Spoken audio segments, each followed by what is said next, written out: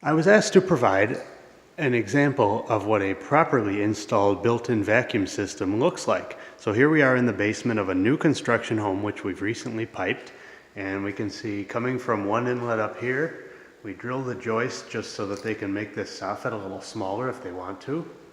Coming over here, here's a basement inlet.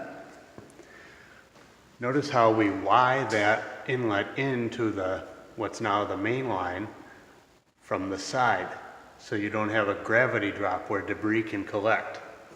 Following along here, so we go from perpendicular to the joists to running parallel inside the joists using a 90-45 combination. That's a nice gentle lift for the debris so that heavy objects can make their way into here. And then we pick up another inlet with a sweep T. Come over the I-beam, and here we are running next to a plumbing pipe. And again, see how that line from below joins the line running slightly above it out to the main unit? So you have that 90-45 combo, and we also have a Y on the horizontal, so there is no chance of debris sitting in an unused vacuum line. And we'll start from the other end of the house.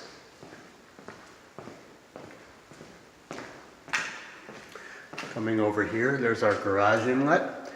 245s there. Save us a couple of fittings if we were just to use 90s. And then we come up, again, a 90-45 combo. Above the sheet metal for the furnace. And we got a little tricky here, 245s instead of a 90-45 combo. That worked out nicely. Notice all our low voltage wire is secured to the side of the pipe. Neat.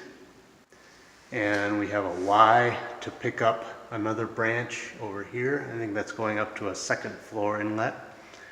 And continuing on, here's a Y for a first floor inlet. And then another 90-45 gets us up into the joist bay, where we continue back to where we were a few minutes ago.